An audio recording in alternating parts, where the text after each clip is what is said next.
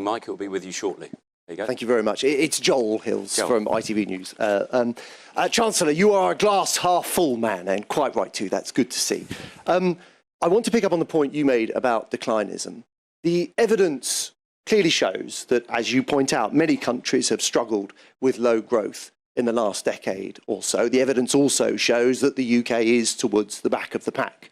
The evidence also shows that since 2010, the typical household in the UK has seen their living standards fall relative to countries we like to compare ourselves to, like France and Germany. Your speech suggests you don't acknowledge these things. If you can't see the problem, Chancellor, why would voters believe that you can fix it? Joe, I think... Joel, sorry. John, sorry. No, Joel. Joel. Third time. Joel. Let's get that bit right, at least. I think you're completely wrong. My entire speech is about how we deal with the productivity paradox, which has been at the heart of why we haven't seen that growth in real incomes. If we don't invest in improvements in our education system, improvements in our skills, if we don't find opportunities for the millions of people who could work, could contribute to our economy, but don't at the moment, we're not going to solve that productivity paradox. And I don't think it matters if you're on the left or on the right. Economists agree that is the central issue. If we address the 4 pillars that I talk about, we solve that, we can start to see a sustained growth in real incomes. And I would just say that if you look at what's been happening, I don't accept that we're towards the back of the pack compared to what other countries are saying. I think any accurate examination of the statistics says that we've been affected in broadly the same way as our peer countries. The difference is our long-term opportunity. Just last year, becoming the world's 3rd trillion-dollar tech economy shows that even in really difficult times, we can make incredible progress. Jim Pickard, Financial Times. Mike for Jim. Quick question. First, have you ever paid a penalty to HMRC? And then the wider question is, Britain is under pressure from the Inflation Reduction Act in the US with over £300 billion of subsidies for green industries. We now have a backlash from the EU with Brussels gathering European countries to do similar activities. All we've heard so far from ministers is complaints that this is all terribly unfair. I know you don't want to talk about specific measures in your budget, but is the government thinking hard about how to do something to help British green businesses and industries which is facing this major threat? Thank you. Thank you, Jim. On your first question, I'm not going to talk about my personal tax affairs, but I don't think there's anything you'd find interesting to write about, if I can put it that way. On your second question, yes, we have some concerns about the Inflation Reduction Act. And the reason is because we believe in free trade, and we believe that if we're going to get to net zero, which is extremely important, we will be more effective if we exploit the competitive advantage that we have, that the United States have, that Asian countries, that EU countries have. We will get there faster and more cheaply than we would otherwise do. But are we worried about the long-term future of our clean energy industries? Absolutely not. We have the 2nd largest wind capacity in the world after China, the single largest wind farm. We are 2nd only to Germany in Europe for our generation of electricity from renewables. We have a massive amount of investment, and we have a massive queue of people who would like to invest more. So we've got great opportunities. I'm sure we're going to sort out those problems, but we have said clean energy is one of our 5 key sectors. And by the way, nuclear is a very important part of that. And despite the financial constraints, we prioritise Sizewell to show that we're going to make progress in that area too. Paul Kelsey.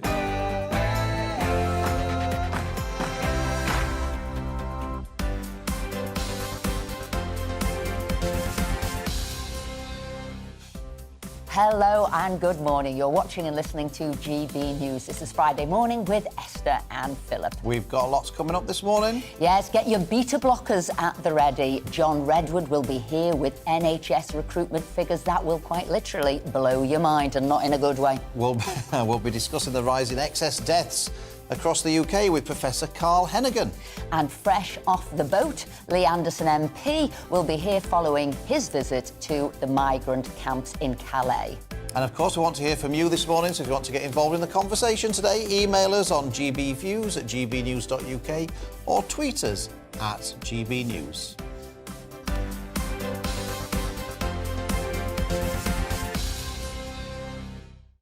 Well, we're delighted to be joined in the studio this morning and throughout the show by former Cabinet Minister Lord Peter Lilly and broadcaster and journalist Claire Muldoon.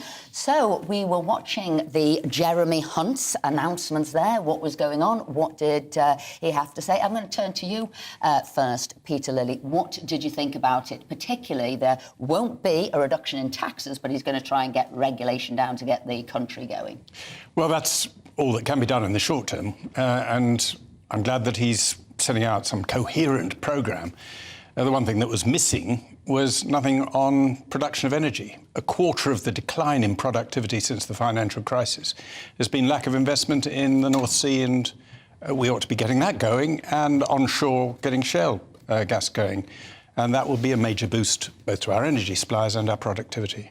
Big gap then. And Claire, I mean, we had the People's poll yesterday, which showed Labour with a 29% lead. Do you think, is Jeremy Hunt's speech today going to change the dial at all, do you think? You see, I don't think Jeremy Hunt's speech today spoke to the electorate. Jeremy Hunt's speech today spoke to the financial markets. It spoke to government. It spoke to the front and back benches on both sides of the House of Commons. So will it change anything in terms of electorate voting and public opinion? I don't think so. I really don't think so. He made comments there about unicorns. I don't know what he was talking about. There was quite a lot of it. I don't know what he meant. So he definitely wasn't talking to me. Public friendly. But no, I disagree. Yeah, I agree. It wasn't public friendly. So, but Peter, do you think this reassurance, and there's always misery in the papers, and he was actually saying, did you know, the figures that are coming through, the UK is the third place that most CEOs, global CEOs, want to invest in. Do you think it was important to get these positive news stories out? Oh, it is. And I think governments need to win the intellectual argument with business and so on, and all the commentators, but also the populist argument. This wasn't a populist speech. No. We need more populist speeches as well, but not instead of this sort of thing. And the populist speeches should, of course, highlight the successes and the sort of things that really affect people in their daily lives. It's not a populist speech. Should have been on all of the TV channels. Should he have made sure that was a populist speech and this one was one behind closed doors, because you do need to energise the country? Well, you need both. And, even business people watch things on television rather than just behind closed doors, so it's got to get to them somehow. When I was at Social Security, I used to do things which were derided as populist, but also things which were quite serious intellectual things to try and win the argument that something had to be done. And so it's important that he gives this sort of speech. I haven't read it through and I only saw bits of it coming through. But I think it was pretty good, but it missed some key points. He also talked about Brexit, didn't he? He was saying we are going to get the dividends of Brexit. Lots of people thought he wouldn't. He is a Remainer. What do you think? Well, I think he was a very lukewarm Remainer and he's become a more enthusiastic Brexiteer. Now he's seen the opportunities. I mean, it's taken a long time for the government, including him, to do anything about it, but they are starting to do things about it. And we're going to get the fruits of that. We're seeing that in Parliament with the Financial Services and Market Bill, liberating our financial services, our biggest single industry, the bill on precision breeding, which will help agriculture advance in a way it couldn't when these processes are forbidden in Europe. So steps are at last being taken to take those I just advantages. wondered about what you thought. I think the most controversial part of his speech will be about the thing about tax cuts, or the lack of tax cuts. Well, where are you on this? I mean, Liz Truss obviously decided that when she became Prime Minister, she was going to go for tax cuts in order to deliver the growth that she felt was needed. Rishi Sunak always said, well, we want tax cuts, yes, but you've got to get inflation down first. Yeah. Inflation is coming down, though. Jeremy Hunt said that the best tax cut is a cut in inflation. Are you with Jeremy Hunt and Rishi Sunak's strategy? Well, I was actually in favour of the rise in NI when that was first purported, and I thought that was quite fair because it's quite a fair tax. But, Conservatives, as you well know, are very much low tax, low spend, right? But then you've got Labour, who Used are to be. high I'm not tax. sure they still. I'm not sure they are anymore, Claire. But they used to be. That was Rishi's problem with the furlough, because then it gave money, it gave free money away. But the thing was, it wasn't free. We are paying for that now. Every single one of us is paying for that now. And you've got the chairman of the Conservative Party with the HMRC head today saying, "Oh, that wasn't really an innocent blunder." And hundreds and thousands of your viewers, me included, have to get our tax returns in for the 31st of January. I don't think HMRC will be very pleased with us if we make an unconscious They weren't very pleased with him. I think they have to pay £1 million penalty, I think. I think this could be, rumbles on, is an issue. Chairman of the party, all of this now, people digging further into his financial affairs and businesses. Will he have to go? Well, he's chairman of the party. He's responsible for the image of the party, and he will clearly have to take that into account with deciding whether he tries to stay on, whether he's confident that the report will entirely exonerate him, or whether he wants to bring an end to it as quickly as possible. You can't become the story, is what they say. No, they can't. And should Rod Stewart have waited for Jeremy Hunt's speech before he went on the airwaves and said what he had to say? Rod. Bring him round, and he used to support the Conservative Party, I now discover, and maybe he'd be a suitable chairman for the party should there be a vacancy. There you go. I take it you think Nadeem Zahawi should go from what you said, Claire? Well, I do. I really do. I think he was Chancellor of the Exchequer as well when all of this was going on. I mean, he made so much money, which I don't care how much money people have. It's how they go about declaring it in their best interest and the best interest of the country. And everything has to be above board, especially when you have a very public face doing public duty. Right, well, it's been another busy week for the royals, with Prince Andrew reportedly being thrown out of Buckingham Palace, not literally, and considering a legal case to clear his name. Our royal reporter Cameron Walker joins us now to give us the latest royal news. Cameron, it's certainly been an interesting week for Prince Andrew. As Esther said, he's been reportedly told he can no longer stay in Buckingham Palace. That's now happening. But he reckons he can clear his name. How likely is that? Well, according to the papers, that's exactly his train of thought. Yes, basically Buckingham Palace at the moment is going through a 10-year refurbishment programme, which means Prince Andrew's suite was all moved out, cleared out anyway a couple of years ago to make way for the renovations. But according to The Sun, all his stuff is not being moved back in. So if he wants to stay in London, he reportedly has to find somewhere else other than Buckingham Palace. In fact, the source told The Sun, the King has made it clear there is no place for Prince Andrew at Buckingham Palace. Now, of course, this comes almost a year to the day, actually, since we heard that Prince Andrew settled out of court with Virginia Giuffre, who accused him of sexually assaulting her when she was 17 years old, something which Prince Andrew has always denied. But he did settle out of court, which led to the late Queen stripping him of his military titles, his royal patronages. He's no longer a working royal. So perhaps to Buckingham Palace's mind and the King's mind, he's no longer a working royal, so why should the taxpayer, fund a suite at Buckingham Palace? But you're right, he is reportedly in consultations with American lawyers to clear his name. He said he's got evidence now, or there will be news coming forward to prove it wasn't there. Did he think there was going to be more from that Ghislaine Maxwell interview where they're questioning the validity of the photo? Well, perhaps. I mean, Ghislaine Maxwell is insisting that that photograph, which reportedly shows Prince Andrew with the young Virginia Roberts, as she was then known, with Ghislaine Maxwell, is a fake. We don't know that as fact, but that's what Ghislaine Maxwell is saying. Virginia Giuffre has dropped a separate legal case against another man she is accused of sexual assault, which perhaps, to Prince Andrew's mind, thinks he has, some legs to stand on. But according to Virginia Giuffre, she very much maintains what she says happened to Prince Andrew. So I think we're going to have to wait and see on that one. There's been no official confirmation that he is planning to launch any kind of legal battle in the US courts, but he is in consultation with lawyers. What do you think, Cameron, about... I would have thought the last thing that the royal family would have wanted was another court case, another legal action about all of this stuff, digging it all up again. I would have thought they would have wanted it just to now go away and gradually disappear into history.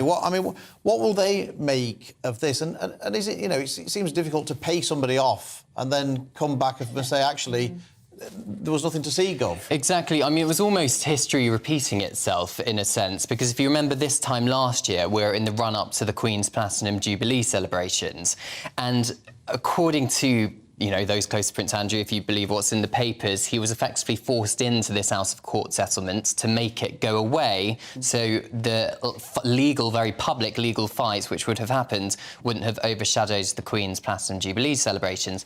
Now, a year later, is he going to try and overturn this, to overturn the shadow of a coronation? To the king is that he will prove that he was innocent. The other thing is, I keep going back to this photo, which they say is a fake one. Surely, by now, after all the investigations that's gone on, you would have proved that. Somebody said they could have seen that it was photoshopped or whatever. Seems strange they're pinning their hopes on this. Surely they would have looked at it before. Well, I think many people have looked at that photo and studied it over the years. Ghislaine Maxwell maintains she's only ever seen a photocopy of the original photograph, so we don't know if it's real or fake. That's up to the courts and the legal lawyers to decide. But yes, I think we'll just have to wait and see if he does launch any legal battle. Maybe there's another angle here. Maybe Prince Andrew has seen the success of the Spare novel in America, and maybe he's now heading for the American market to oust Meghan and Harry out of their, usurp them as the royalty of America. Well, speaking of memoirs, Virginia Giuffre has reportedly signed a deal to write her own memoir. Yes, so that could be a very interesting read. Just quickly, Cameron, the Princess of Wales, she seems to be upping her activity levels at the moment, different campaigns and things. Is this her way of responding to Meghan and Harry, or is this her way of ignoring Meghan and Harry? Well, I think this is the working royals keeping calm and carrying on and ignoring them, as you say. Yes, she's launching this big national campaign next week, trying to better the life chances of under fives, because the scientific research shows that if a child has a bad start in life, the chances of mental health problems, homelessness, unemployment does dramatically go up. She's got this task force together this week at Windsor Castle, trying to come up with some strategy, and she's really trying to push this to make it mainstream in the public knowledge, so to perhaps this was actually launched by her last year, so this isn't a knee-jerk reaction to anything. This has been worked on in the background for some number of months. And it seems that she's stepping up a gear, because in the past, when you looked at who was doing what royal visits, Princess Anne's always been at the very top, but actually Kate and Wills were at the bottom of the pile. So is this them now stepping up? Yes, I mean, last year, the 2022 hardest working royals, the Princess of Wales was number 9 of the list, 90 public engagements. But I think people forget there is a lot of work that goes on behind the scenes. She's a mother of 3 who has to look after 3 very young children. I'm sure she has help. I'm sure she has help. Even still, yeah. We can see she sees the validity in taking care of the under 5s, and she's got 3, well, she had 3 of them. Yes. She's pinning our points to the mast. She is, and from my understanding, there are lots of behind-the-scenes meetings which goes on. She puts a lot of work into this, which doesn't automatically have a camera or media with it, working up to these public engagements. Well, Cameron, as always, right there, cutting edge, what's going on with the royal family. He knows what it is. Now, coming up, we'll be joined by pensions expert Steve Webb to find out whether we all might be having to work a lot longer. And stay with us, as after 10:30, John Redwood will be here with some NHS workforce figures that will send your blood pressure through the roof. I'm Alex Deakin, and this is your latest weather update from the Met Office. Most places are going to be dry today. A fair bit of cloud around, but some sunny spells coming through. Most of us will have a dry weekend as well, thanks to this area of high pressure anchored out to the west. It is in control of our weather, but at times weather fronts will drift in from the northwest. This one approaching the Western Isles will bring a little bit of rain here late in the day. We do have the odd light shower elsewhere, but they're fading out and most places will be dry. As I said, quite cloudy, but we've got some breaks in the cloud. North Wales, northern England, and down the eastern side we'll see a bit more sunny spells developing through the afternoon. Temperatures are around about average for the time of year, 7 or 8 degrees Celsius. We will see this zone of rain working into the Western Isles and then across the Highlands through this evening. That will continue to track slowly southwards. Most places, though, having a dry evening. Notice the blue hue on the map here. A frost will form across parts of South Wales and southern England. Depends on the cloud and the fog, however, because there will also be a few thick fog patches, but easily some towns and cities dipping below freezing. Could be well below in some rural spots. Not as cold further north because we'll have more cloud, although still some frost likely as the cloud breaks late in the night in northern Scotland. A cloudy, dry day for many then on Saturday. Again, some sunny spells. A little bit of light rain over northern England at times. We may see a bit more rain for north coast of Wales and northwest England during the afternoon. The odd shower in the far north. Temperatures perhaps a touch lower than today's. 6s and 7s generally speaking. That thicker cloud and zone of light rain will continue to affect parts of northern England, North Wales for a time on Saturday evening. The odd shower in the far north of Scotland, but again, most places dry as we head into Sunday, and many will stay dry on Sunday as well. There will be some rain in the far northwest later, and it will get very windy on Sunday across northern Scotland. For most of us, turning just a touch milder. Goodbye. This year on GB News, we've got brand new members in the family. Join us. Across the entire United Kingdom, we cover the issues that matter to you. GB News will always stay honest, balanced and fair. We want to hear whatever is on your mind, and we don't talk down to you. The establishment had their chance. Now we're here to represent you. Britain's watching. Come join us on GB News, the People's Channel. Britain's news channel.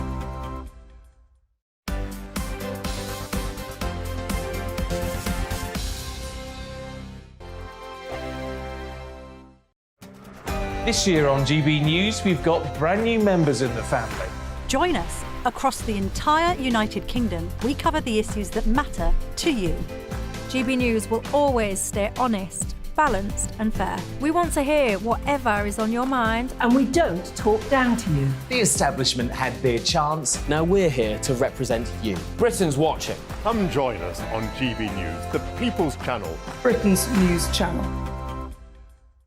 Monday to Thursday, 9 p.m. till 11 p.m. Join me, Dan Wootton. I'll bring you the sharpest takes and hottest debates. Do you not believe in prison? I don't believe in prisons. I'm completely stunned. I guarantee you there'll be no spin, no bias, no censorship. I actually was personally quite offended by it. And no reason to go to bed. So I guess they've always been quite woke. That's Dan Wootton tonight on TV, radio and online. Monday to Thursday from 9 p.m. till 11 p.m. on GB News. The People's Channel, Britain's news channel. We are GB News, and we'd like to say thank you to each and every one of you for bringing us your conversations, for helping our great nation find its voice. We are here for you on radio, television, and online, across England, Scotland, Wales, and Northern Ireland. It's not the BBC, you actually get your facts right. We are proud to be GB News, the People's Channel, Britain's news channel. I'm Mark White. As GB News Home and Security Editor, I cover those key issues that are so important to you. Our authorities, our communities doing all they can to combat violent crime. With the public services under unbearable strain, why are we still failing to control our borders? Defence, the first priority of any government, has been continually hollowed out. Can we trust our politicians to protect the armed forces? Join me, Mark White, on GB News.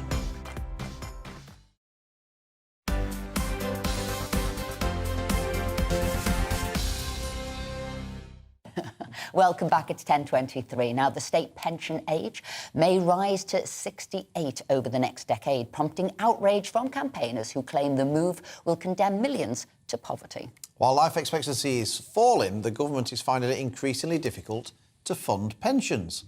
Pensions expert Steve Webb joins us now. Steve, thank you very much indeed for joining us. Clearly, this isn't going to be popular, but is it a sensible thing for the government to be doing?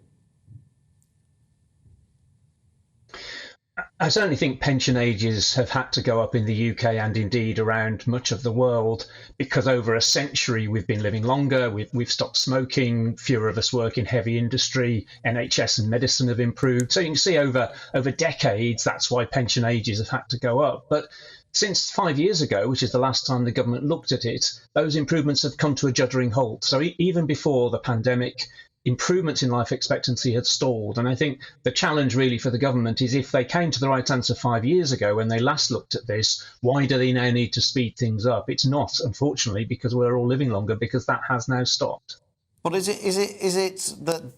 they come to the right answer 5 years ago? I mean, obviously these things usually tend to be political decisions rather than logical decisions. So is it just the case that actually it wasn't rising fast enough before and they're still having to catch up? there is kind of no right answer. There is a balance here between how long we're all expected to work and how long we'll be in retirement for. I guess the idea of the 5-yearly review, which is what we've got happening at the moment, and the government has to report back by May, was to try and be systematic about this, rather than what's happened in the past and the government just plucked a date out of the air. The principle was going to be that we would spend 2/3 of our adult life in work and 1/3 in retirement. And that feels about fair. You know, you say you're 20 and the statisticians think you'll live to 95. Well, that's 75 years. 2/3 of that is 50. So the idea is you'd work from 20 to 70 and then have 25 years of pension, if the statisticians are right. And that's obviously just an average. Now, that's the theory. And that produced the dates that we got, or broadly the dates we've had 5 years ago. That information hasn't really changed since then. So I think the argument for sort of suddenly rushing this forward, changing people's plans at relatively short notice, it's hard to explain or justify, I think. So, Steve, definitely you look at life expectancy, but we know the other bit of the equation is, can you afford it? Is the money in the kitty to be able to pay people their pensions? And I'm taking it this is the bit of the equation they're looking at now, particularly after all of the money that was spent during lockdown. It is. I mean, one of the things about putting pension age up is it saves you money for a few years, but then we know we're going to get to 68 anyway. In other words, the plan the government announced 5 years ago was we get to 68 in 2039, so about 15, 16 years hence. So pension age for anybody, let's say, under 50 is already 68. We're talking about people in their early 50s. And at the moment, they might expect a pension of at 67. They'll get one at 68 if these plans go ahead. It'll cost them about £10,000 a head, because a year's state pension is £10,000. So for those of us who are lucky enough to enjoy what we do, to be fit and well enough to work, we'll lose £10,000 of pension. But there's a whole bunch of people who don't make it to pension age, at least in a healthy way. So they're already on benefit, universal credit and so on. As you know, that's a pretty minimal standard of living. They will simply have to eke that out for another year. And these changes do have a big impact on, as you know, different bits of the country. And if you live in Glasgow or Blackpool or the East End of London, the number of years you will get a pension is much lower than average. And if you then take a year out of that, that's a big chunk for those who've had probably the toughest lives in many cases. So the impact of this is quite unevenly felt. Steve Webb, thank you very much indeed for joining us. Probably the finest pensions minister the country's had. Thank you very much. We very much appreciate your... hang on. I was being deliberately provocative because obviously we've got another distinguished one here. Peter, you know, this is an area that you know particularly well. I just wondered what you thought, because, I mean, Esther sort of hit the nail on the head. This is about affordability, really. It's already taking up 42% of the welfare budget, the state pension. We've got the triple lock in place, which is increasing it sort of even faster. So is this an inevitable consequence of things like the triple lock, because it's making pensions more unaffordable for the government? Well, it's an inevitable result of an ageing population.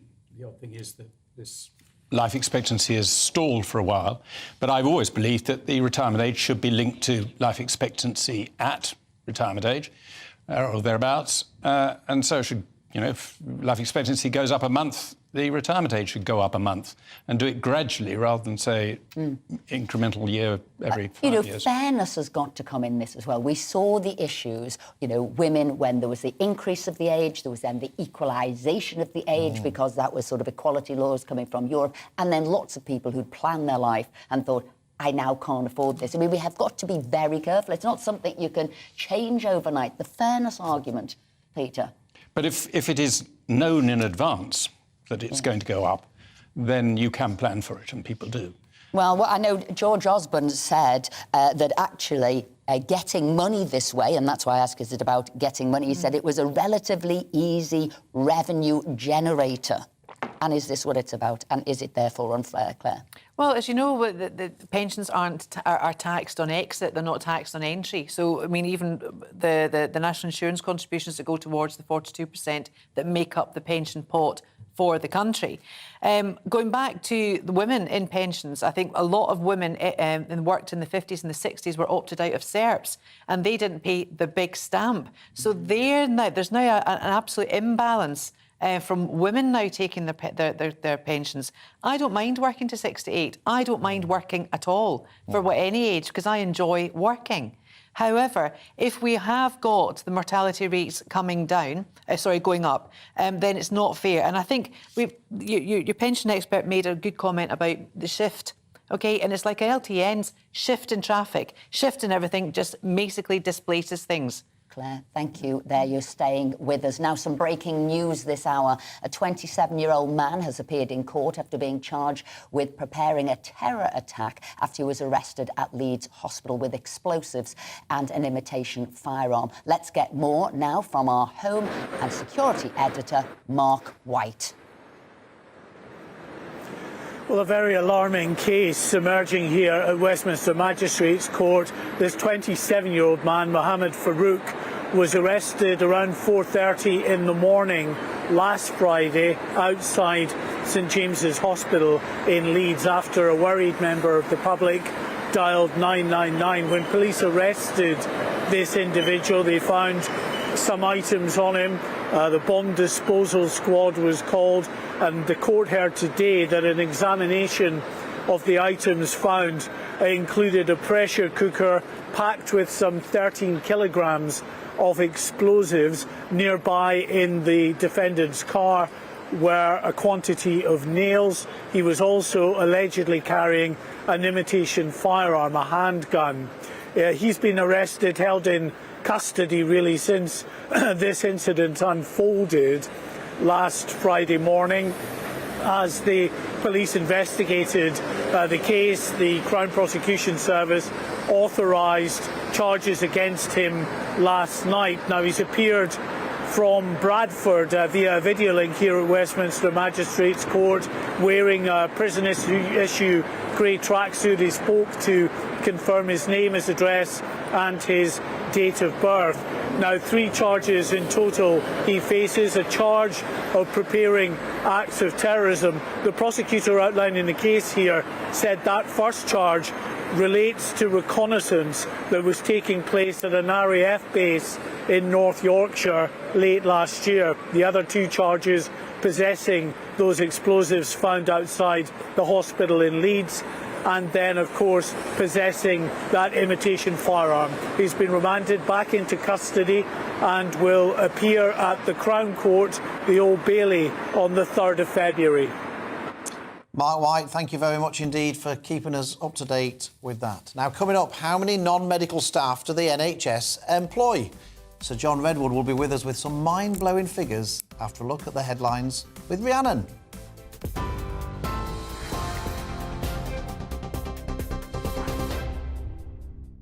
Philip, thank you. It's 10:33. I'm Rhiannon Jones in the GB newsroom.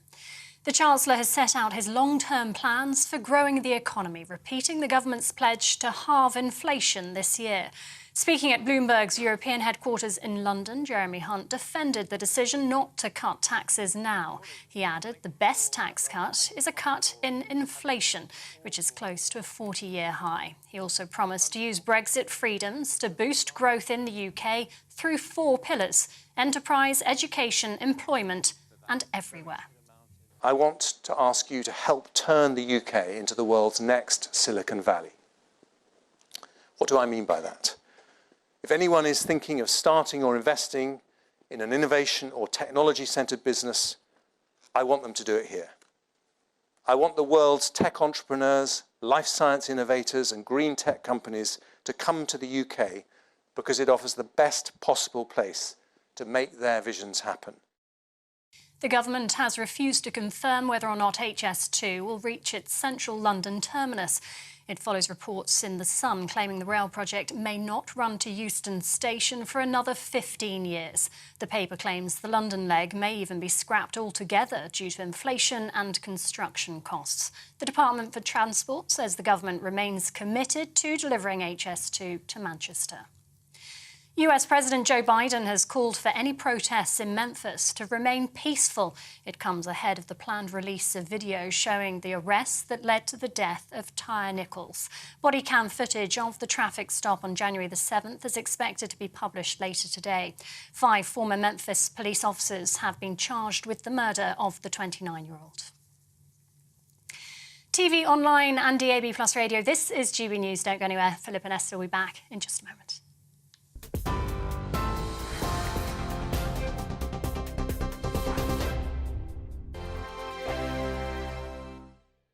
He's the king of breakfast TV, and he's back. Eamon Holmes, back on the TV Surprised with me this morning. Even remember my name. I know, it's been 4 months. You have holy water by your bed? Oh, yes. Oh, already to bless. Yeah. Oh, Eamon. Oh. Why do you not believe anything I say? Eamon Holmes back on GB News Breakfast at 6 a.m. Every weekend, it's Mark Dolan Tonight. Bigger and better, starting at 8 p.m. Friday and Saturday. Can't be too safe. Bring it on. Has there ever been a more innuendo feature? And Sundays, we're on at 9. It's ridiculous. Just get on with it. Maybe you should get a proper job. Only on GB News, the People's Channel, Britain's news channel. I'm Michael Portillo. Join me on GB News on a Sunday morning for topical discussion, debate, arts and culture, and sometimes even ethical dilemmas. I don't always agree with you, Michael. Michael Portillo, Sundays on GB News, the People's Channel, Britain's news channel. Hello, I'm Michelle Dewberry, and you can join me every weekday 6 till 7 on Jubes and Kerr. You're an inspiration to us all. Clip that bit off. Well, you are. That's my ringtone. My political ambitions those days are gone, I can tell you. She's only teasing. Go on. He's probably going to want to lay down now. I'll give him 2 minutes to have one. Let's respectfully disagree. That's what we like on Jubes and Kerr. Come and join us. GB News, the People's Channel. Michelle Dewberry, weekday evenings at 6 o'clock. Monday to Thursday on GB News, it's Bev Turner Today from 10 a.m. We're going to be here for you, our GB News family, to keep you up to date, but also make you smile. The guy went from puberty to adultery. And I can't wait to bring a few of my own opinions. I have no time for cultural totalitarianism. We'll engage in passionate, but always polite debate, with your thoughts and opinions at the centre of it all. Only on GB News, the People's Channel, Britain's news channel.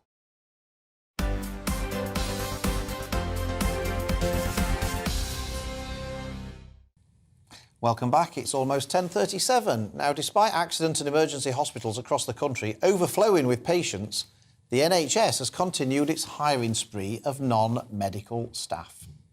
So Sir John Redwood, MP for Wokingham, has been doing his own investigative work and has been digging out the staff numbers. He joins us now. So, John, do you want to tell us about this parliamentary question regarding the recruitment of non-medical staff in the NHS? What you asked, what you found out. Yes, I thought it'd be interesting to know, because I know that we have provided tens of billions of extra money over the last 3 years. Some of it was very necessary for the extraordinary expenditures in handling COVID, but some of it went into general purposes. And I've discovered that over the 2 3/4 years from 2019 up to the end of the third quarter of last year, they expanded the non-medical workforce by 115,000 people. And within that, the managers went up by another 3,500, so they've got over 36,000 managers now. So I am just asking, what are they all doing? Can they really support the medical staff sufficiently so that we can get those waiting lists down? Will it mean that more people get a GP appointment? Will it mean that more people get through A&E quickly? John, I think everyone should thank you for this question. I mean, if there was a competition for the best parliamentary questions ever tabled, this would probably go straight in at number one. I was absolutely staggered by these figures. It wasn't just the increase that was staggering in terms of non-medical staff. It was the total number, which I was absolutely floored by. The answer you got said that in 2019 there were 1,002,347 non-medical staff in the NHS, and that's now gone up to 1,117,685. Have we any idea what on earth all of these people are doing? Well, I trust the managers do, and I would like to hear more from the senior managers of the NHS. I don't think they get out and about and tell us enough. And I was very disappointed when a rival programme did finally get an interview with the chief executive of NHS England, the lady who controls the very large English chunk of the NHS. And she, for example, said she was entirely neutral on the issue of the strikes and the pay. And it seems to me that the senior managers responsible for well over 1 million people need to have strong views on the right terms and conditions, what the people are doing, are the jobs satisfying, are they feasible jobs so the staff morale can be high, and are they properly rewarded? Because very clearly, despite all this recruitment, we've still got lots of vacancies, and the NHS is still spending a small fortune on agency staff when it would be a lot cheaper and better to have people who were full-time employees who were on normal pay rather than these extravagant high fees that people are paid to get them in an emergency. Now, I just wondered, the number of managers have gone up from 33,118 to 36,664, and senior managers from 10,981 in 2019 to 12,698. Now, you would normally, John, be a big fan of decentralisation, I guess. But I just wondered whether or not there's an argument for the NHS to actually get more, the government to get more control of the NHS and bring more control to the centre, because it seems as we've sort of decentralised and created all of these NHS trusts all around the country, they've all been empire building with these huge numbers of senior managers. Is there an argument to actually say, let's stop all of that, let's re-centralise it all so we can get rid of a whole swathe of these senior managers? Well, I fear we've got the worst of both worlds at the moment, haven't we? As you're suggesting, we're paying for all the managers who could theoretically control it from the centre, but there's also quite a lot of delegated management out in the trusts, the hospitals and the surgeries. I don't think there is a single model, and I wouldn't presume to say that one system is right and one system is wrong in the health service. What I do think we need to do is to make sure we're not paying 2 times or 3 times for staff at different levels who are actually getting in each other's way or who are blurring responsibility and accountability. Quite often you may be right in your suggestion that it's best that the hospital has a chief executive who controls the budget and works closely with the medical teams and provides them with the backup that they need. But there may be occasions when the centre has to lay down terms, conditions, central policies. But the danger is that we've got too many quangos over the top of the active trusts and GP surgeries, and they're all competing for attention, and they're obviously sending us quite big bills. John, can I just ask a question? Because what got me reaching for my cold compress when I saw your numbers here, we've got over 1,100,000 non-medically trained staff. But what I understood it, within the NHS full stop, there's about, 1.3 million employees, 1.5 million employees. So are we saying we've got less medically trained staff in the NHS than we've got medically trained staff? So, sorry, yes, we've that's got exactly what more, we're saying. sorry, we've got more non-medical than medical.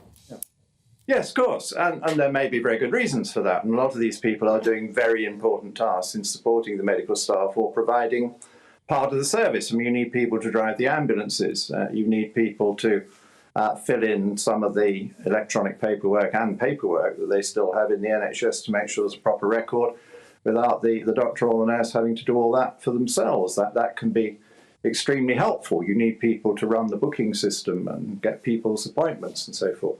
So there's quite a lot of valuable work being done by people who aren't nurses or doctors. And I think in the way they count the figures, some people with nursing qualifications are in non-medical roles, of course. So that is another. Well, John Redwood, but the overall position is that there are too many layers of management and too many people sending memos around and not actually doing things. John Redwood, thank you very much indeed for getting these numbers and now bringing them to the public's attention. Thank you very much indeed. I need to bring this to you, Peter. I mean, this is what I couldn't get over. You've got people on waiting lists, you've got people wanting to see doctors, you've got people, wanting to see GPs. We have more non-medical than medical. Is it just me, or has the world gone bonkers? And it is exceptional that he's pointed these figures out to the public. Well, it explains, actually, other figure which John Road drew to my attention, that according to the Office of National Statistics, the productivity of the health service has actually declined. It employs more people, does fewer operations, gives fewer treatments and less care than it did before COVID. And how you deal with that, I don't know. It is sort of vast Stalinist organisation, and like most Stalinist organisations, it just becomes bigger and less efficient. Either you've got to break it up, or you've got to have someone at the top who can run a big organisation, put a general in charge who knows that you fill the front line before you fill the head office. I mean, Claire, this would indicate to me, at least, that the solution isn't just to pour more money into the NHS. No, it's not. It's definitely not, because there's never been more money spent on the NHS as there has been at this moment in time. I think there's a great case now to decentralise it. And the other thing, I think the key thing is that people need to know is that all trusts buy and procure their medication, their tablets, the medication from different places. Surely the NHS and the size of the NHS should be able to centralise the procurement of drugs and actually say to the big pharma, they're coming with a lot more money, surely they'll get a better deal if they do it that way. Well, this is definitely an eye-opening moment, and I think the public now seeing these figures, it'll change their mind. I've got some GB views coming in here. Richard, your guest is spot on. He was talking about you there, Claire. It was a speech, this is Jeremy Hunt's speech, it was a speech to the business community, not the public. The electorate are not interested in unicorns or fairies. They want to know if their taxes will ever come down. We were talking about the retirement age. Jean says, I'm in my mid-70s and believe if you're fit and healthy, why not carry on? Just give fair warning and make sure firms don't fire because of age. I think Jane makes a good point there. It's not just about life expectancy, is it? It's about how fit people are throughout their lives and how fit people are as they get older. So I think she makes a very good point. If everyone gets Alzheimer's, they'll be turning up for the wrong jobs anyway. And Nev agreed with Peter Lilly that our energy strategy is what's going to hold back the UK from economic growth. For 200 years, economic growth and innovation have been linked to cheap and abundant energy. This fundamental relationship has not changed, and it needed to be in that speech. Keep those views coming in. Absolutely. Now, there is widespread concern about excess debts in the country and what the causes might be.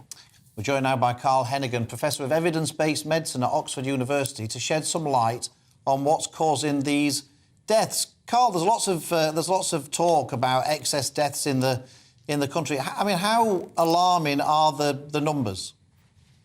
Well, thanks. Good morning. Yeah, they're actually very alarming. But what the issue is that this has been occurring now right the way through 2022 from about May this year. So it's not just this week. And I know, Esther, you asked a question which was completely flogged off this week. This has been going on for all of 2022. Subtle rises, but when you total them up to the end of the year, suddenly everybody starts to look at them and say, wow, this is a big number. It's looking about in England somewhere around 35, 40,000, maybe 50,000 plus if you take the whole of the UK. Now, what's key about this is trying to understand what's causing it and what's driving it. And here's the problem. The government is doing nothing to answer that question. UK HSA, the advisors are not actually addressing what is the causes of this. And therefore, many people outside of this are then coming to their own conclusions in what is an evidence void. But I want to give you a couple of areas where I think there are issues. And you just talked on your last one, which I think is an important issue. Access is now a problem. We're seeing delays with emergency care. And I wanted to say, just bring into your numbers game, because he talked about the overall numbers of managers. I'm just going to give you some facts about general practice. In February 2020, the government said we're going to drive and recruit an additional 6,000 GPs. Yet despite this, we actually now have the equivalent of 1,990 fewer qualified GPs compared to September 2015. And get this, over the last year, there has been a net loss of 662 individual GPs since December 21. So numbers are down. So nobody can get access. It's a huge problem right now. And I do think that access in general practice, but also particularly in emergency care, is driving much of the issues. But we've just put a report out today on what's the evidence. Just to say this one. One key one that's been an issue that's risen to about 2,000 deaths is alcohol. And that's really as a consequence of lockdowns. And Carl, you are a numbers man. You take great pleasure through going through the detail of the numbers. And when we look at this figure of excess deaths, we're saying now 50,000 or over in the last year. You're saying 2,000 to alcohol. So what was this? This was because we were locked down, they were drinking more. What happened there? And then I want to go back to that question you mentioned that I asked in Parliament, because I want to give you to give me the figures on that too. But go to alcohol first. So I think there are a couple of issues, aren't there? When we talk about the COVID pandemic, it's very hard to disentangle the causes of death by COVID from the causes from restrictions. But when we look at alcohol deaths, the first thing about these are specific deaths related to alcohol intake, not sort of trauma or something that happens. And when you die from alcohol, it takes a long time of heavy drinking to get to the point where you get cirrhosis, about 10 years on average. But when you get there, you get irreversible damage.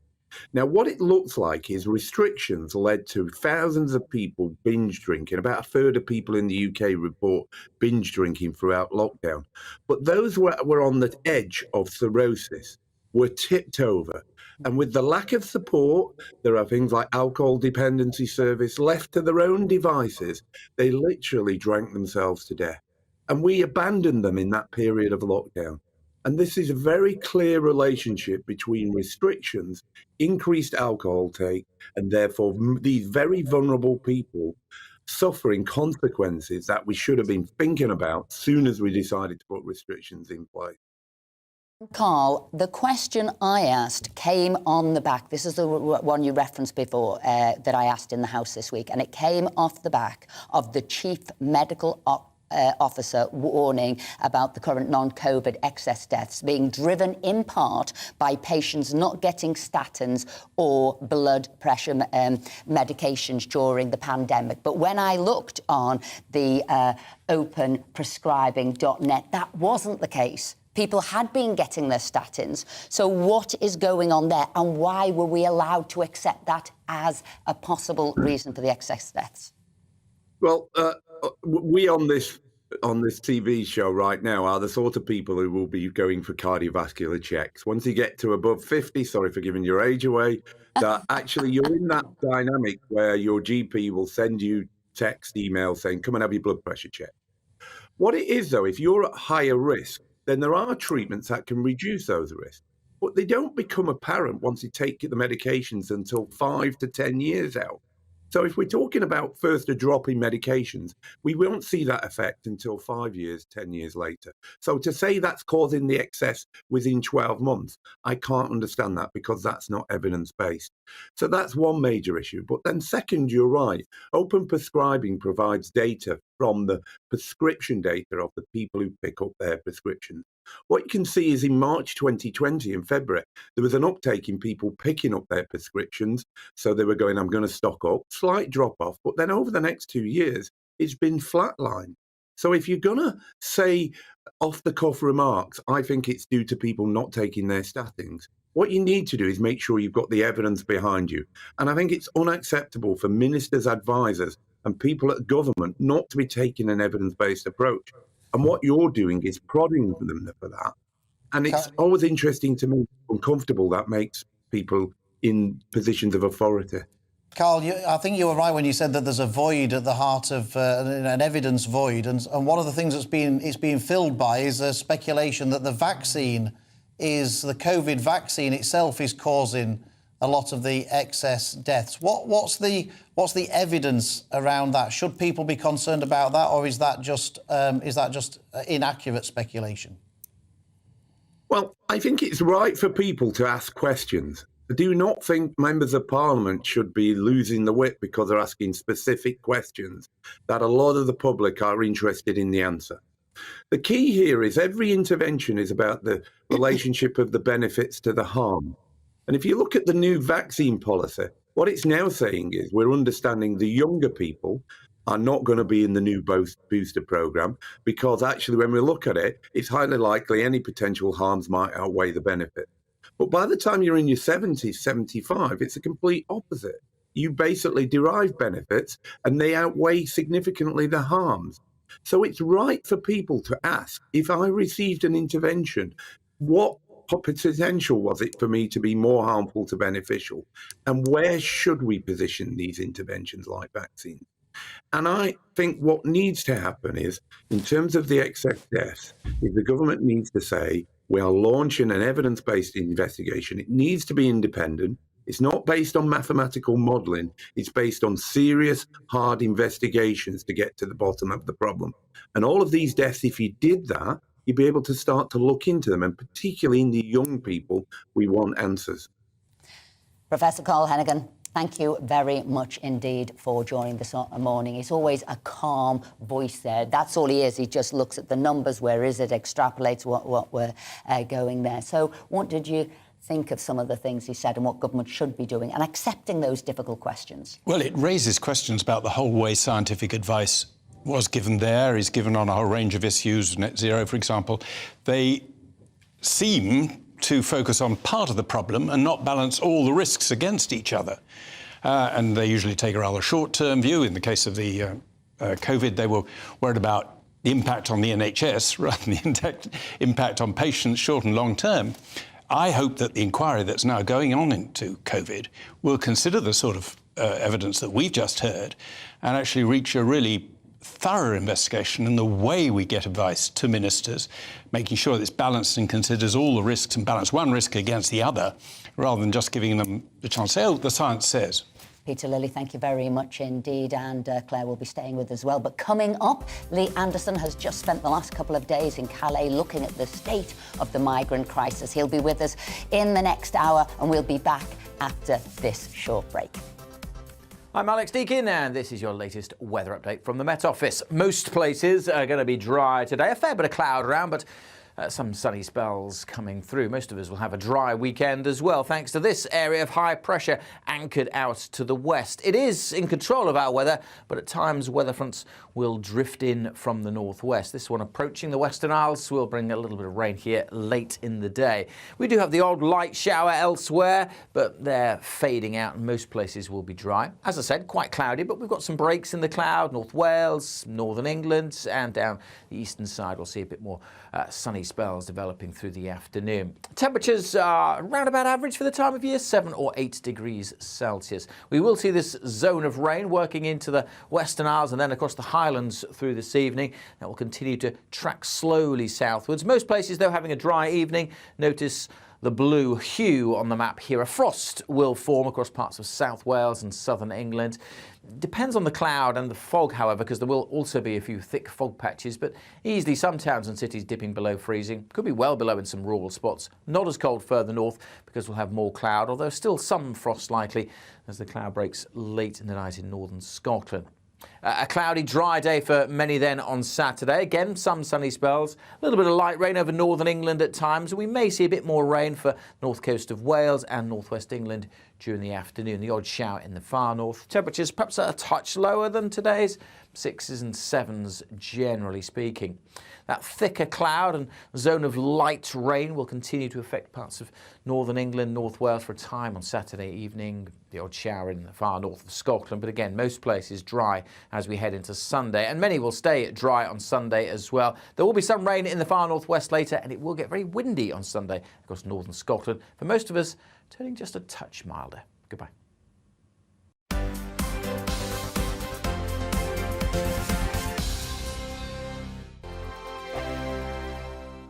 I'm Simon Evans. Join me on GB News for Headliners at 11 p.m. What's the scoop? I'll be joined by two of the country's top comedians. That's right. As we take a look at tomorrow's newspapers tonight. We're going to get into trouble. If it's a big story, we'll be covering it. Spill some tea on him. There we go. But we'll also have some fun. I wouldn't stick up a bank. My father didn't love me. So anyway. Headliners every night from 11 on GB News, the People's Channel, Britain's news channel. Join me, Patrick Christie's, Monday to Friday, 3 till 6. We tackle the day's news agenda like you've never seen before. It's high tempo, high octane, the most controversial topics, and the best guests. You will not be able to take your eyes and ears off it. I'm not afraid to ask the questions that you really want answered. 3 till 6 p.m, Monday to Friday on GB News, the People's Channel, Britain's news channel. Hi, Andrew Pearce here. Join me every Friday lunchtime for a proper no-nonsense debrief of the week's events. With special guests in the studio and the GB News team on the ground, I'll be getting you up to date with news, some intelligent discussion and my own sharp take. The weekend starts here with me every Friday lunchtime on GB News, the People's Channel, Britain's news channel. I'm Andrew Doyle.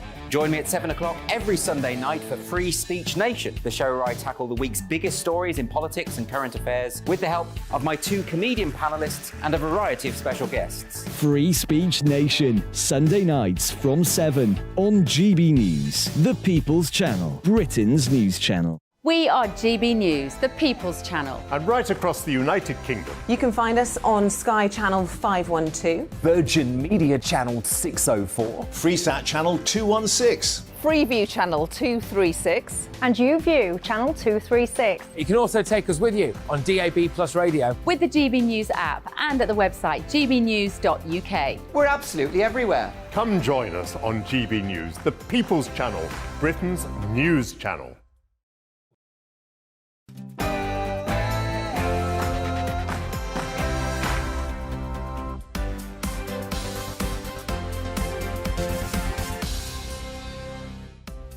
Welcome back to Friday Morning with Esther and Phil here on GB News. We've got lots coming up for you this hour. We'll be speaking to Lee Anderson, MP, who has just spent the last few days in Calais looking at the migrant crisis. And the trans debate rages on. Is Nicola Sturgeon's gender recognition reform in tatters? And keep those views coming in this morning. Email us at gbviews@gbnews.uk or tweet us at gbnews. But first, here are your latest headlines with Rhiannon.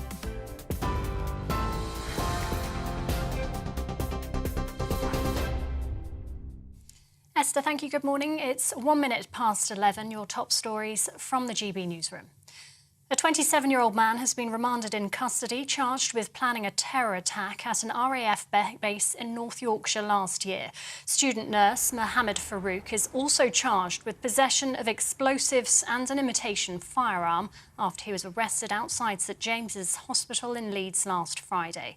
A military bomb disposal team was called to the hospital after a suspicious package was found. A maternity ward was evacuated as a precaution. He's due to appear at the Old Bailey next Friday. Our Home and Security editor Mark White was at the hearing earlier. Well, some very alarming details emerging in this case here at Westminster Magistrates Court relating to the arrest of 27-year-old Mohammed Farouk. He was detained outside St James's Hospital in Leeds around 4:30 last Friday morning after a telephone call to the police from a worried member of the public. When police detained this man, they allegedly found a number of items, including a pressure cooker, which was, we're told, packed with 13 kilograms of explosives. They also recovered an imitation firearm. The military bomb disposal unit was called to the scene. They carried out an examination of the contents of that pressure cooker and deemed it as a viable device. Now, Mohammed Farouk appeared via video link from Bradford at this court wearing a prison-issue grey tracksuit. He spoke only to confirm his name, his date of birth and his home address. He faces 3 charges, a charge of preparing acts of terrorism. Now, the court said that that charge actually relates to reconnaissance that the suspect was allegedly carrying out late last year at an RAF base in North Yorkshire. The second charge relates to carrying explosives found outside St James's Hospital, and the third charge, of course, relating to that imitation firearm that was recovered. Mohammed Farouk has now been remanded back into custody. He'll appear in court again, this time the Central Criminal Court, the Old Bailey, on the 3rd of February. Mark White, our Home and Security editor, there for us. The Chancellor has set out his long-term plans for growing the economy, reiterating the government's pledge to halve inflation this year. Speaking at Bloomberg's European headquarters in London, Jeremy Hunt defended the decision not to cut taxes now. He added the best tax cut is a cut in inflation, currently close to a 40-year high. He also promised to use Brexit freedoms to boost growth in the UK through 4 pillars: enterprise, education, employment and everywhere. want to ask you to help turn the UK into the world's next Silicon Valley. What do I mean by that? If anyone is thinking of starting or investing in an innovation or technology-centred business, I want them to do it here.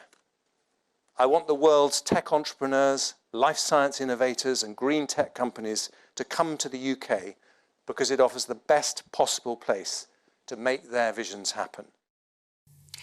Well, speaking to us earlier, the Shadow Public Health Minister Andrew Gwynn told us he wants action, not words. If I had £1 for every time the government have said we need to cut red tape, we need to invest in regions, we need to level up, we need to grow the economy, we need more growth, we need better productivity, I'd be able to pay the tax bill of Nadeem Zahawi. You know, I don't want words, I want action. And quite frankly, I've been sick and tired of hearing the same messages over 13 years. The government has refused to confirm whether or not HS2 will reach its central London terminus. It follows reports in The Sun claiming the rail project may not run to Euston Station for another 15 years. The paper claims the London leg may even be scrapped altogether due to inflation and construction costs. The Department for Transport says the government remains committed to delivering HS2 to Manchester. Elsewhere, US President Joe Biden has called for any protests in Memphis to remain peaceful. It comes ahead of the planned release of video showing the arrest that led to the death of Tyre Nichols. Body cam footage of the traffic stop on January the 7th is expected to be published later today. Prosecutors say he died from injuries sustained in what they call a violent encounter. 5 former Memphis police officers have been charged with the murder of the 29-year-old. A mathematician who was born in Russia and has spoken out against Moscow's war in Ukraine was the UK's biggest taxpayer last year, paying more than £487 million. The Sunday Times tax list reveals 100 of the UK's wealthiest people or families contributed to nearly £5.2 billion in tax last year. Denise, John and Peter Coates, the people behind Bet365, paid more than 460 million, I should say. Gymshark's chief executive, Ben Francis, is the youngest person on the list, paying £11.6 million. This is GB News. We'll bring you more as it happens. Now, though, it's back to Esther and Philip.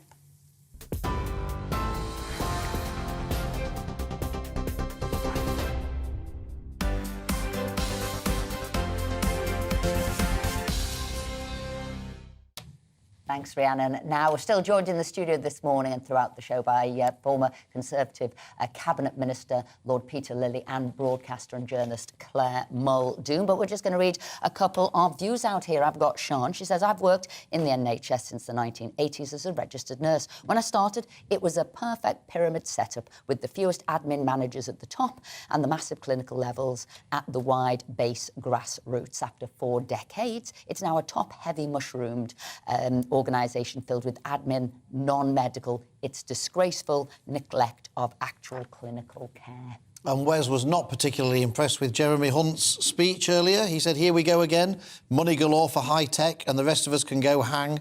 Their mantra to the rest of us should be just shut up and keep paying your taxes. The only way we will succeed in this country is if there is some sort of help across the board for all existing and start-up businesses. And Joe said, and I'm looking at you, Peter Lilly, Joe said, the Chancellor proudly boasts that the UK is one of the leading nations in green energy and has the largest wind farm in the world. He said, wow, if we build another 1 million wind turbines, how much electricity will they produce on the frosty winter days and nights when the wind is nowhere to be seen? But you talked about energy. Where are we going to get it? What could we do as a country to be more self-sufficient? Well, even if we do build these windmills, as your questioner said, when the wind doesn't blow and the sun doesn't shine, it rarely shines at night, you don't get any electricity, so you have to have backup from fossil fuel. That's the only economic alternative. And yet they're stopping us producing our own fossil fuel while allowing us to import it from abroad. It is just incomprehensible to me. I mean, do you think, would you go the whole hog? Would you go to sort of back to coal and things like that, or...? There's no need. Gas is obviously much better than coal. We've closed down most of our coal power stations, and certainly if you're doing it as linking in with renewables, intermittent renewables. Gas is the only thing you can do. And we can produce our own. We've got some offshore. We've got oodles under the ground. If only we drill for it, frack it and produce it. They've fracked 1 million wells in North America. Not a single one has resulted in a house falling down or anyone being poisoned by contaminated aquifers. Those are complete nonsense lies. Government shouldn't give in to them. We should go ahead and allow it.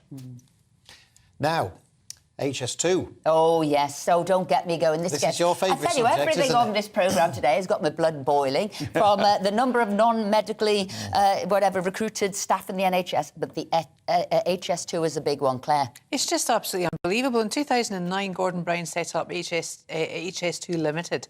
There's a private-public partnership that was supposed to be the absolute alma mater mecca of our infrastructure in this country, obviously to link hub of London to the north via the Midlands, the north both in west and east, Manchester and Leeds. And now in 2023, we've actually got to the stage where if we were to stop the whole production industry of it, it would actually balance out in terms of it would actually be better value for us to stop it now than actually continue with it. And that is absolutely appalling. And you know the number of private firms that actually bought land on the routes to the area that HS2 was going through, privately purchased the houses there and then sold off the land back to the government to make the HS2 run go through at a profit.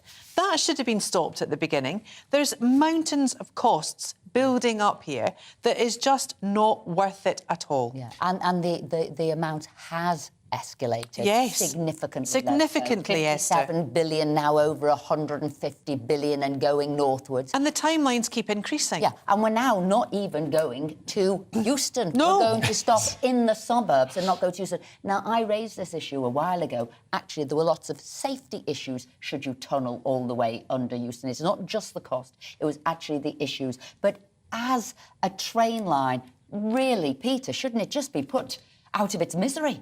Absolutely. The priority must be linking the cities of the North and Midlands together. Exactly. What works in international things is a large city region. London is its own city region, but you could create a new city region in the North if you reduce the time it takes to travel between those cities rather than the time it takes to travel to London. They've got the priorities unmistakably wrong. I say you want to go from Liverpool to Hull. As you say, get there going, get us connected. And also, this was sucking money out of all of the other network rail projects, out of every other. And we also need broadband, don't we? Yes, another train broadband line. that works. Oh, I tell you. I've said this so many times. Why can we just not adopt the model that they have in Italy? Every single major city is linked. All the trains are air-conditioned, 2 floors, run on time. There you go. Now, Chancellor Jeremy Hunt has set out his plans to boost growth as criticism mounts over the government's economic policies. Speaking this morning, Mr Hunt focused on digital technology, green industries, life sciences and creative industries. Joining us now is GB News political reporter Olivia Otley, who was at the speech this morning. Olivia, what was the feedback from the people who were there watching it? Well, the Chancellor was setting out his plan for growth, and it is the first time really that we have heard any sort of specifics from the Chancellor on how he sees his vision for Britain's economy growing. It was all about investing in tech, making it possible for Britain to become a hub for big tech businesses to grow. He talked about Margaret Thatcher, he thought about his own experience starting a business and how government there made it possible. That said, there weren't that many specifics. He said we'd have to wait for the budget for that. And when he was asked about taxes, he was pretty evasive, and really the only thing he did make clear was that he won't be lowering taxes anytime soon. He talked a lot about how we need to have a low tax economy and how his ambition is for a low tax economy. But the bottom line was, he says he can't really afford, well, he can't really, paraphrasing, he can't afford to cut taxes yet. And the biggest tax cut is a cut to inflation. That went down pretty badly with quite a lot of the newspaper journalists there. The Sun wasn't too happy with that answer. And it'll go down pretty badly as as well, we expect, on the Conservative backbenches. There are backbench MPs who are getting pretty frustrated by the Chancellor's refusal to engage in a conversation about lowering tax. And we know that some of the ways that he'll fund, he did talk there in the speech today about local growth hubs and investing in sort of Canary Wharf-like regions around the country. Well, that's going to cost money, and it sounds like the money for that will come from stealth taxes, so freezing the personal allowance, dragging more people into that higher income tax bracket. So that's pretty bad news for the sort of small state Conservatives among our viewers. Olivia Rutley, thank you very much indeed for joining us and giving us the latest on the reaction to Jeremy Hunt's speech there. And yes, I think you're right. It probably will go down badly with small state Conservatives. I felt an eye roll coming on. Yes, indeed. And he didn't say he was going to scrap HS2 either, so it was a bad day all round. We'll have a word and try again and again to get rid of HS2. Now, the transgender rapist Isla Bryson, who was born a man and transitioned while awaiting trial, has been moved out of women's prison following outrage about the safety of the women inmates. Nicola Sturgeon announced the move given the understandable public and parliamentary concern over the case. Well, let's hear from what people in Scotland think. But also on that same token, you know, you do have to protect that person's, while they're serving their sentence for the crimes that they did. I'm not condoning it at all, but I would say that you do need to protect the rights of the person who's been convicted, that they are safe in their surroundings. So the government needs to step in, probably have a separate unit. Just because they're transgender, I think they should still go into this. They should be treated the exact same, no matter if they're transgender or gay or straight or whatever. If they have done a crime, they should be locked up in the same prison as everybody else. She is still at risk of, obviously, it doesn't matter what prison she's in, she's still at risk of actually getting sexually assaulted in no matter what prison. It's just horrifying because obviously, well, not obviously, but I was totally in favour of the Scottish Government going ahead with their transgender bill. I really was. I was really pleased and delighted by it, you know, because obviously, generally cases like this are very, very rare. Well, we're now joined by Kelly J. Keane, founder of Stand In for Women. Kelly, I presume you must be delighted by this development that no longer will this rapist be in a women's prison. Do you think this is now the beginning of the end for Nicola Sturgeon's gender recognition reforms? Goodness, I hope so. I was quite alarmed listening to people still referring to that man, that rapist, with female pronouns. I think this is the whole crux of the argument. And it's not just rapists in women's prisons. There are lots of other men in women's prisons. In fact, there is lots of other men obliterating safeguarding in lots of areas where they shouldn't be on the basis of them being men as opposed to being women in female-only spaces. Now, it's not it seems to me that common sense is starting to prevail here, or at least let's hope so. But last night, the BBC reported that the police in Scotland have said that Isla Bryson's offences will not be recorded as being perpetrated by a man. What do you make of that? Look, this is the logical conclusion of pretending that men can be women. And so once you do that, once you step over that particular, looking glass, once you go through it, there's nothing else you can do. You have to pretend that these men are women. You have to pretend that these men have the human rights or women's rights. And so I'm not remotely surprised. I'm going up to Scotland in a couple of weekends to do a Let Women Speak talk. We're going to be protested by men and furries. So, you know, anything is possible in 2023. What, I guess, deeply upsets many of us watching this, when the bill was being debated in Scotland and people came through with these suggestions that this might happen. You might have a man who's committed a rape and then during the trial self-declares a different gender. It was seen as a nonsense. It couldn't be happening. We'd be looking at these cases one-on-one. Within weeks, this has proved that this could happen. I think his wife has said, oh, I don't believe he's transgendering at all. This was just to get an easy prison sentence. Why wasn't Nicola Sturgeon, a woman, listening to this? I have no idea, but Norman Tebbit brought this up in the 90s, saying that this is the sort of thing that might happen. It's in Hansard. He talked about prison populations and men going to women's prisons, and he was sort of laughed at. It was the most preposterous idea anybody had ever heard of. But we've also already got cases. Look, as far as I'm concerned, women prison populations are not improved at all by introducing any man whatsoever, no matter how he feels about himself, whether he's pretending to be a woman or whether he genuinely believes it. So let's just keep them out of prison altogether, out of women's prison, certainly. Oh, Kelly, Jane Keane, thank you very much indeed for joining us. Do you know, when I first glanced there at the screen, I was thinking it was Marilyn Monroe, if you don't mind me saying there. Yeah, thank you for joining us. Claire, I mean, it seems to me, I mean, this has been ludicrous, hasn't it? This situation. I mean, Nicola Sturgeon's tied herself up in knots, basically saying that men who become women can go into women's prisons, and then within a week or two, she's standing up in the Scottish Parliament saying, oh, well, this person shouldn't go to a woman's prison. I mean, she's all over the show, Well, look, the reality is I think Nicola Sturgeon has given up her hope, at least privately, of getting independence for Scotland. And that is the reason, that's the premise that she was voted in to be the leader of Scotland and indeed the SNP. What we have here, though, is we need to remember that Contonville Prison, the women's prison near Stirling, was closing anyway early 2023 because it needs to be completely refurbished and a new Young Offenders Institute set up a bridge aside to the actual women's prison itself. So Isla, him, was never going to actually be there for a very long length of time. I think Nicola Sturgeon is positioning herself with the EU and with the EU laws, because this Gender Recognition Reform Bill, Scotland, if it's passed without the Section 35 being implemented, will actually keep Scotland in line with Ireland, which is in the EU, and other member states of the EU. I think Nicola is positioning herself for a job post-SNP, post-Scotland, in The Hague, and I think this is a complete CV tick for her.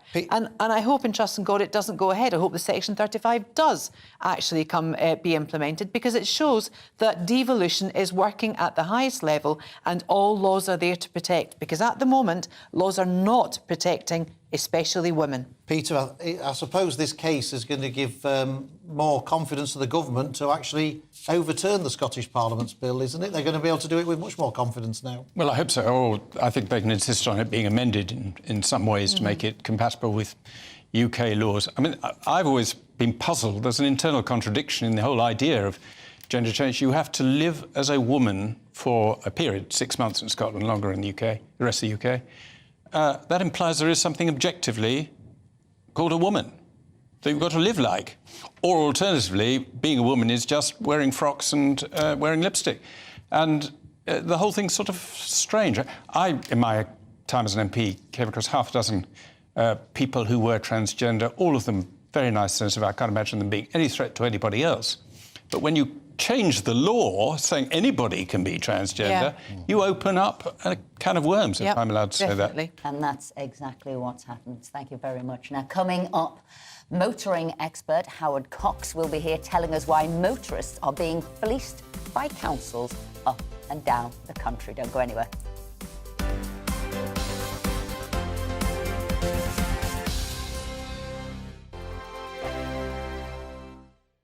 Monday to Thursday, 9 p.m. till 11 p.m. Join me, Dan Wootton. I'll bring you the sharpest takes and hottest debates. Do you not believe in prison? I don't believe in prisons. I'm completely stunned. I guarantee you there'll be no spin, no bias, no censorship. I actually was personally quite offended by it.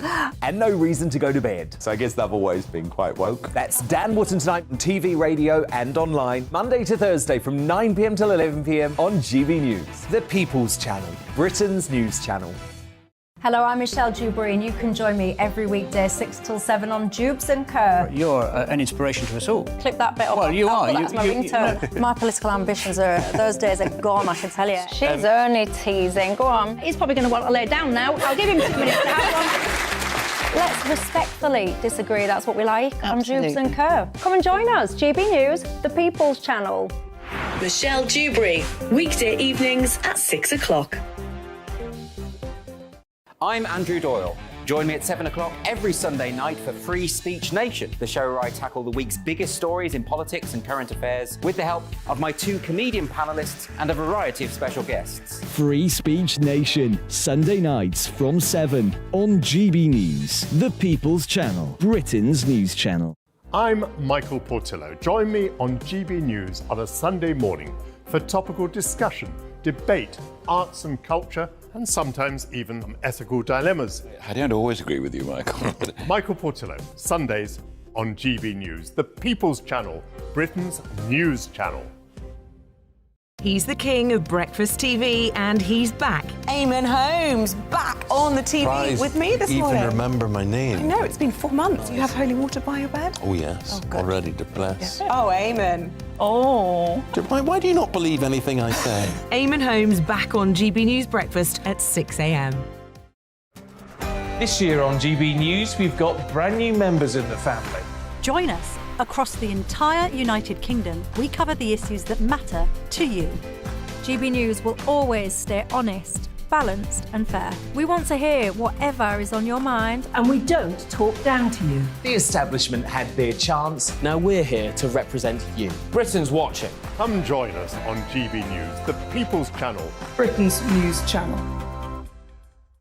We are GB News, the People's Channel. and right across the United Kingdom. You can find us on Sky Channel 512. Virgin Media Channel 604. Freesat Channel 216. Freeview Channel 236. And YouView Channel 236. You can also take us with you on DAB Plus Radio. With the GB News app and at the website gbnews.uk. We're absolutely everywhere. Come join us on GB News, the People's Channel, Britain's news channel.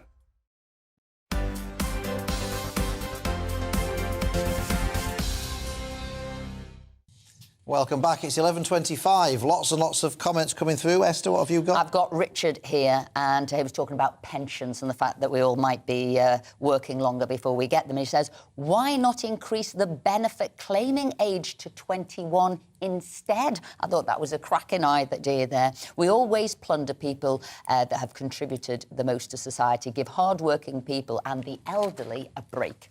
Norman says, we all need to put in 50 years' work. The majority of my generation, I'm 82, started work at 15. Nowadays, students hang around until 17 or older, many with no idea what they want to do. Manual workers do not need GCSEs or degrees. They should not need to work beyond 65, therefore ought to leave school at 15. It will stop them truanting, joining gangs and turning to crime to get money. Plenty of opportunities for further education if needed. I think that lots of people might agree with Norman there. And that's what we were saying to Steve Webb. Yes, it could be the life expectancy going up, but it was where is the money coming from? And now he's saying, but who should be putting the money into the kitty? And that's what he's saying. More people should be putting it in earlier on. Nikki says, great show, Esther and Phil. Really interesting and making cleaning the house with a cold a lot more tolerable. Please keep asking those questions about the NHS non-medical staff and excess deaths. The public needs to know. And on, Alex said, Carl Hennigan speaks a lot of sense. I'd like to know how many of the excess deaths were men. My wife has had a number of health checks, breast screening, cervical screening, etc. As a man, I've not had one check in the last 5 years. Carl spoke about your GP checking up on blood pressure. This never, in my experience, happens, especially with men. Certainly doesn't happen with me either, Alex. I got a message from my GP to say that they wanted to check my blood pressure and told me where I could go to on Amazon to buy a machine and send in the results when I'd got it. So me and you are in the same boat. Yeah, they don't need to check his blood pressure. He raises mine. That's why the women are going for the blood pressure check, because I need to, living with him. Anyway, the London Council of Haringey has been accused of using motorists as a cash cow after it was revealed that they could earn £6 million in fines thanks to bringing in low-traffic neighbourhood schemes. Are these fines unfairly penalising those who need to use cars? We're joined now by Howard Cox, Director of Fair Fuel UK. Howard, thank you very much indeed for joining us. We sort of picked on Haringey, probably unfairly, because these low-traffic neighbourhood zones are cropping up. Popping up everywhere. They are coming up everywhere. Do you think they are literally being introduced as a cash cow for the local council, or do you think they're just misguided? Hello, Philip. Hello, Esther. Lovely to see you again. Now, look, this could last hours, but the simple fact is very, very simple. They are simply using the motorists as a cash cow. And it's an easy one to do. But what they're also doing, and this is their myopia, and their amoebic mentality is that they're actually ruining their local neighbourhoods because of businesses can't get in there to service things. You can't deliver things, etc. All those sorts of things are happening. They're being asked, they're going to be fined for doing that sort of thing. If you want a three-piece suite delivered, you can't have it delivered. That's the sort of thing that's happening. And unfortunately, this is going to affect the local economy significantly and social cohesion for people visiting families, or et cetera, et cetera. It's happening right across the country, and in London, it's rampant. Just to put the other point of view, Howard, I mean, I get constituents who complain about their road being used as a rat run instead of people using the main roads. People complain about the level of air quality in their local area. So, I mean, is it totally unreasonable for the council to try and seek to block off rat runs and to try and make places safer and easier for people walking or on bikes? I mean, is it completely unreasonable for councils to do that? I wouldn't say completely. I accept the rat run argument quite a lot. I think that is wrong. But that could be policed better. That sort of thing here, they could have put traffic lights that actually preventing things to go that, and divert people that way, but not through fining people and through trying to get money out of people's pockets simply because they could make a mistake going down the wrong way. The rat run thing is really based on the fact there's no long-term road user strategy in the whole country, and certainly not in cities. The first thing, the sort of default position for most councillors, and particularly Sadiq Khan, is to actually, how much money can we get out of the motorists, rather than actually asking motorists, asking drivers, asking businesses, how can we make this better for us all here? And I don't accept the air quality argument at all, because air quality has been improving for the last 10 years. Now, it's been reported in the paper that the government is seriously considering doing a pump watch and also freezing fuel duty again in the budget. So, has this made you a happy man? Yeah, well, you've known me for 13 years. I've been campaigning on fare duty, and thanks to you and the help of you, particularly sensible, in-touch MPs, I'll just say that. I won't give you too many compliments, but thanks to people like you, Robert Halfon, and people like that, and Craig McKinley, we have got a freezing fuel duty. But one of the things that's a real problem is the opportunistic profiteering that goes on. How can you have a BP garage up in Norfolk charging 10p less than a BP garage down in Chatham? Why does that happen? What's it about? Unfortunately, all we were asking for him with a pump watch, which I proposed to Robert Jenrick when he was Exchequer Secretary a few years back before the 2019 election, and it's been put on the back burner since then. It's been rekindled now thanks to Jonathan Gullis and Craig McKinley and Priti Patel and people like Penny Mordaunt and Andrea Leadsom. They've been calling for it as well. We need to just have transparency and honesty and fairness and how pump prices are arrived at. That's all we're asking.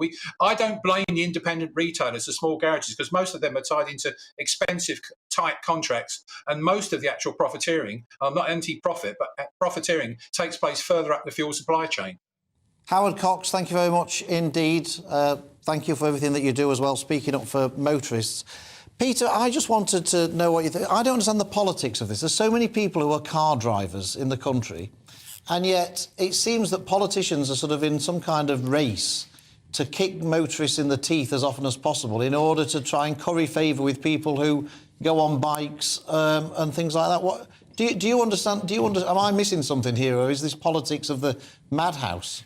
I was always amazed by my fellow politicians, you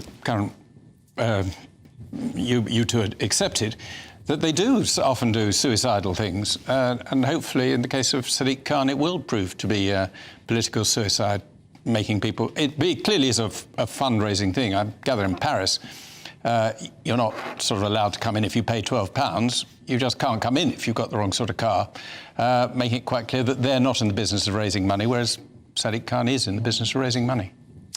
Thank you for that. Coming up, Lee Anderson will be here after returning from Calais to see what's being done to solve the Channel migrant crisis. You certainly won't want to miss that. But before that, it's the headlines with Rhiannon.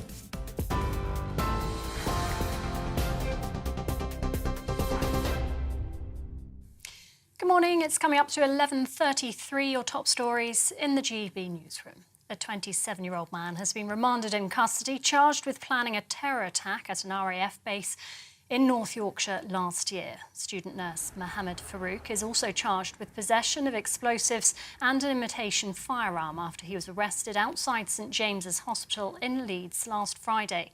A military bomb disposal team was called to the hospital after a suspicious package was found.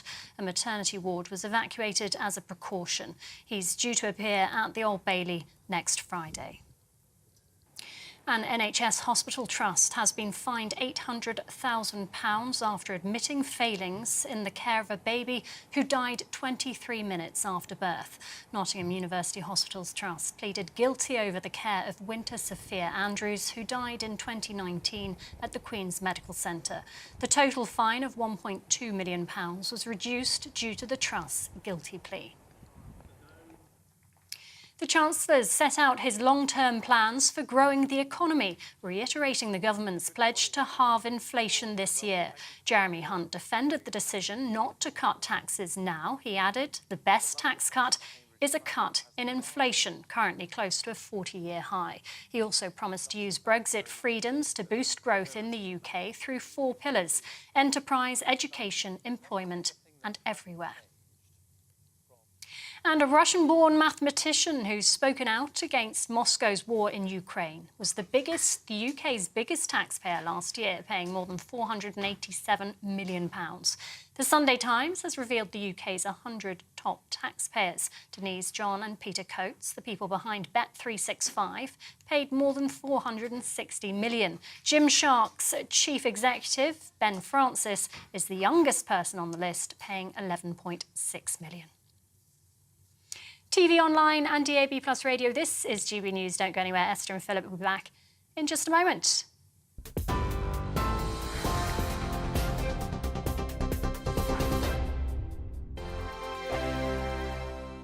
He's the king of breakfast TV and he's back. Eamon Holmes, back on the TV with me this morning. Even remember my name. I know, it's been 4 months. You have holy water by your bed? Oh, yes. All ready to bless. Yeah. Oh, Eamon. Oh. Why do you not believe anything I say? Eamon Holmes back on GB News Breakfast at 6 a.m. Every weekend, it's Mark Dolan Tonight. Bigger and better, starting at 8 p.m. Friday and Saturday. Can't be too safe. Bring it on. Has there ever been a more innuendo feature? And Sundays, we're on at 9. It's ridiculous. Just get on with it. Maybe you should get a proper job. Only on GB News, the People's Channel, Britain's news channel. I'm Michael Portillo. Join me on GB News on a Sunday morning for topical discussion, debate, arts and culture, and sometimes even ethical dilemmas. I don't always agree with you, Michael. Michael Portillo, Sundays on GB News, the People's Channel, Britain's news channel. Hello, I'm Michelle Dewberry, and you can join me every weekday 6 till 7 on Jubes and Kerr. You're an inspiration to us all. Clip that bit up. Well, you are. That's my ringtone. My political ambitions those days are gone, I can tell you. She's only teasing. Go on. He's probably going to want to lay down now. I'll give him 2 minutes to have one. Let's respectfully disagree. That's what we like on Jubes and Kerr. Come and join us. GB News, the People's Channel. Michelle Dewberry, weekday evenings at 6 o'clock. Monday to Thursday on GB News, it's Bev Turner Today from 10 a.m. We're going to be here for you, our GB News family, to keep you up to date, but also make you smile. The guy went from puberty to adultery. And I can't wait to bring a few of my own opinions. I have no time for cultural totalitarianism. We'll engage in passionate, but always polite debate, with your thoughts and opinions at the centre of it all. Only on GB News, the People's Channel, Britain's news channel.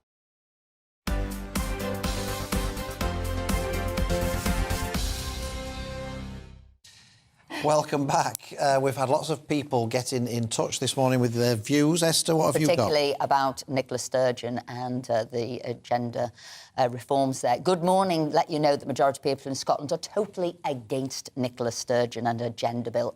MSPs should be named and shamed if they voted for this, and that was Joan. Amy says Sturgeon and the SNP government has to go. It's not working for education and other more important issues either, but the gender reforms are ridiculous. And Sam's saying, really, the Scottish government, all they're looking for is a fight with Westminster. It's not really about the gender legislation. It's just Nicola picking a fight. She doesn't care about those rights. Yeah, lots of views coming in. Keep them coming through.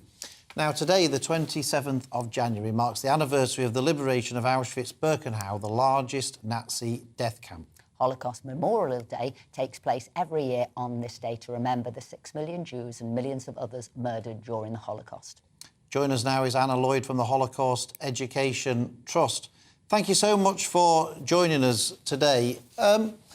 Just tell us what happens today. What events take place during the day to commemorate Holocaust Memorial Day? Sure. Thank you for having me on today. So yes, today is Holocaust Memorial Day, and really this is a day for the whole country, and in fact countries internationally, to come together and to remember the 6 million Jewish men, women and children who were murdered during the Holocaust by the Nazis and their collaborators. So there are events across the country today in schools, universities, government departments, workplaces, so many people coming together, thousands of people coming together, just to remember those who were murdered and also to honour those who survived as well. You'll see lots of Holocaust survivors speaking at events. And really, we're so fortunate to still have some of those remaining eyewitnesses with us. And why is it so important to remember this day? Sure. So it's now 78 years on from the liberation of Auschwitz-Birkenau. But really, the Holocaust was completely unparalleled in history. It shook the foundations of the modern world and defined the 20th century. So it's still so important for us to remember, to learn about what happened, to hear from those eyewitnesses, the survivors. And actually, just last week, an Auschwitz survivor, Ziggy Schipper, he passed away on his 93rd birthday, and the survivors are becoming fewer and frailer. And that just makes it all the more urgent and brings a new poignancy to this, that we need to hear their voices and we need to remember what happened. And the sad truth is that in 2023, Jewish people are still attacked and persecuted simply for being Jewish. For the first half of last year, in 2022, the Community Security Trust noted 786 incidences of anti-Semitism. And although learning about the Holocaust and remembering the Holocaust isn't a cure for anti-Semitism, it does sensitize people to where that hatred can lead. And sadly, it seems like we still haven't learned our lessons, both in terms of anti-Semitism, but also there have been subsequent genocides since as well. So even though we're 78 years on and it's moving into history as opposed to living history, it's still as relevant as ever. Anna Lloyd, thank you for joining us today again so that we can make sure that people remember what happened that time ago. Thank you. I think what she said is quite shocking, isn't it, about how the levels of anti-Semitism still are so it's still a problem And the big debate in Parliament yesterday was about ordinary people, how people didn't maybe question, how people went along with it, how it developed. Big debate in Parliament yesterday on that. Now, the Conservative MP Lee Anderson has visited Calais with the Home Affairs Select Committee to visit a migrant camp and speak to French politicians about the handling of the Channel boats crisis. And he joins us now. Lee, thank you very much for sparing the time to join us. We're very interested to know about what you learnt on your visit and whether or not you were any closer to coming to a solution. Well, what I did learn, Phil and Esther, is there is an expression in France. The two words I kept hearing over and over again from the police, from the gendarmerie, from the actual migrants themselves was the words El Dorado. Now, I'm pretty sure that in Spanish that means a city made from gold. And that's what they're saying to me. The migrants see the UK as a place where the streets are paved with gold, and that's their ultimate goal. Once they get to France, they're only going one place and not going anywhere else. They're coming to the UK. And some of the scenes I saw on the migrant sites, actually, it really infuriated me because we've got an organisation there called Care for Calais. Now, what they were doing, in my opinion, was acting as a magnet for these young men, and it was all young men. We didn't see any women or any children, young men in the 20s there. They were from African countries, and they were teaching them how to speak English, how to read and write in English, and getting them ready, more or less, for the journey to the UK.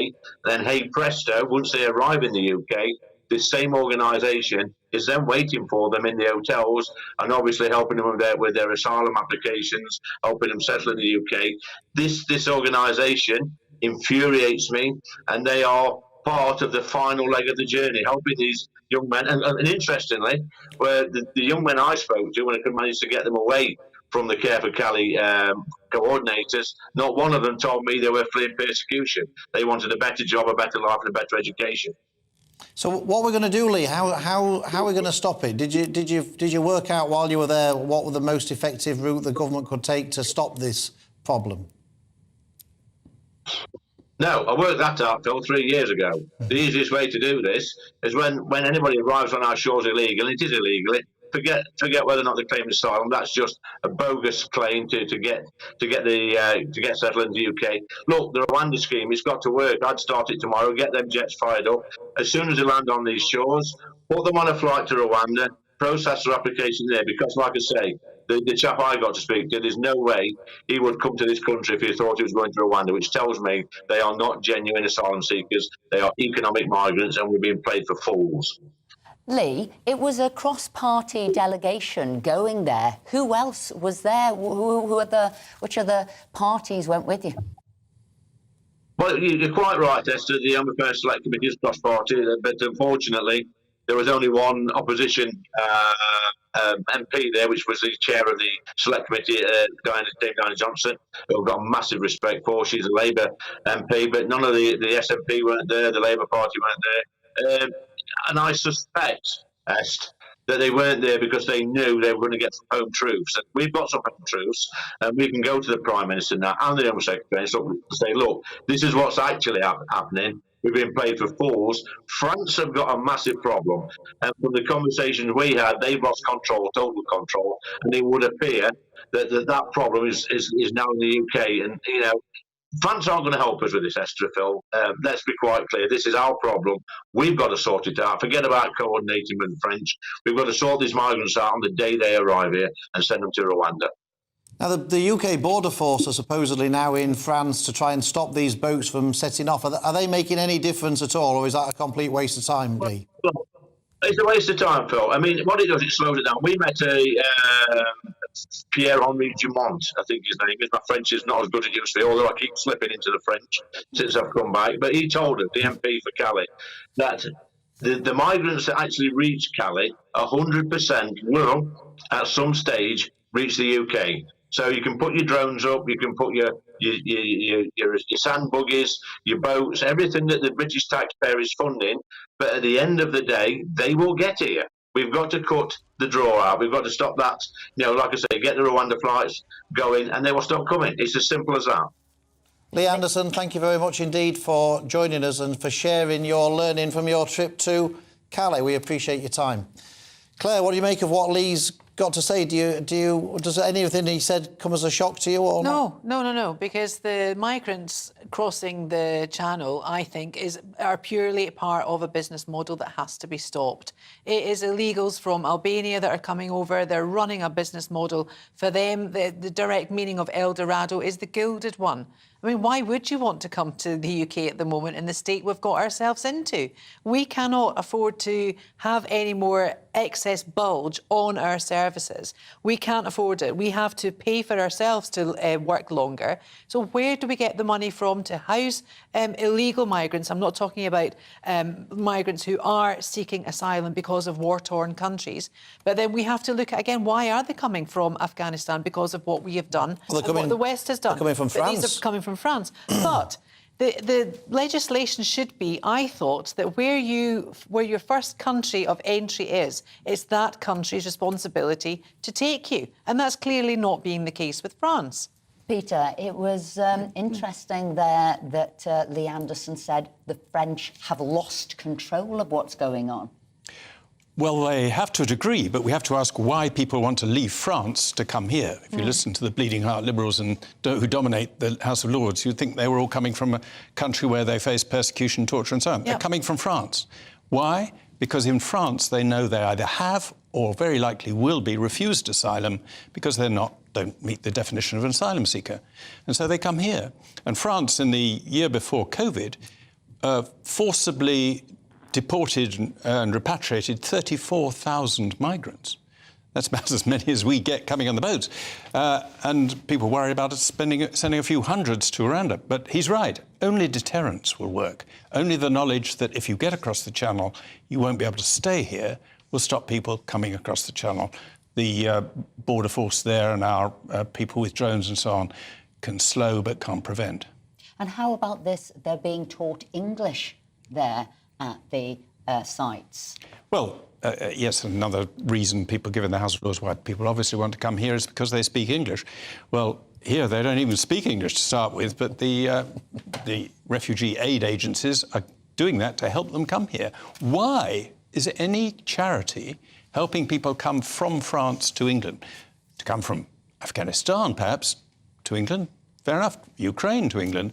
But from France to England, there is no justification at all, and perhaps the Charities Commission should look into it. Interestingly, Claire, Lee seemed to suggest that the government was somewhat on the right track by saying that if these people were sent to Rwanda and their application was processed in Rwanda, they wouldn't come. So is there some glimmer of hope? Rwanda is such a hot potato, it's never going to work. I mean, we've got the legislation through to say it is legal, it can be a right thing to do, but it will never, I don't think one plane will take off to take refugees to Rwanda. It's just not going to happen. Oh, Peter, your eyebrows raised. Do you think one will go? I hope so. Of course, it will require more than one. Yeah, that's true. It's a big plane otherwise. It was our High Court who said that it was perfectly legitimate to do so. It was some judge in a bar in France. A Russian judge. A Russian judge in a bar in France who was handed a bit of paper, said, oh, can't put up with that, stop it. And we foolishly implemented his decision. We don't have to. We've resisted decisions of the European Court of Human Rights before on visiting prisoners and so on, votes for prisoners. But we've got to break the link which gives our judges the sort of freedom to interpret the law based on this European Convention, create new law, and make it almost impossible for us to declare that people aren't asylum seekers, so we have to send them to Rwanda to do so.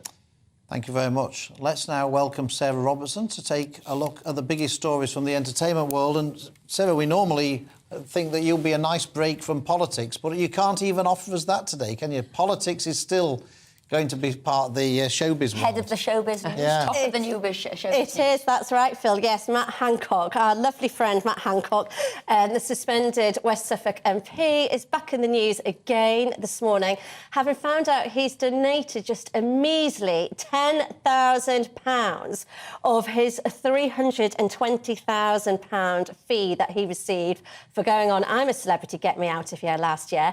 That's what he's donated across two charities, the St Nicholas Hospice in Suffolk and the Dyslexia Association, which he said he was going into the jungle to raise awareness of. So I don't know what you can say about that, but there you go. That's Matt Hancock for you.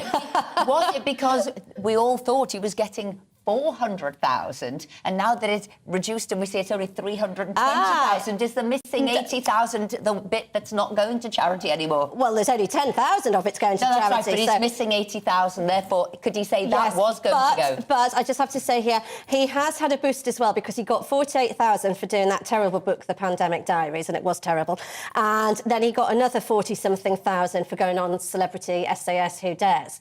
So actually, he's coming out with over 400,000 quids in, and he's only managed to shell out of that 10,000. So don't go to Matt Hancock looking for a handout. Peter, what do you think about Matt Hancock going in the jungle? Were you It's a family show. I can't answer that question. Do you think it was ill-advised? No, this is a family show. Yeah. So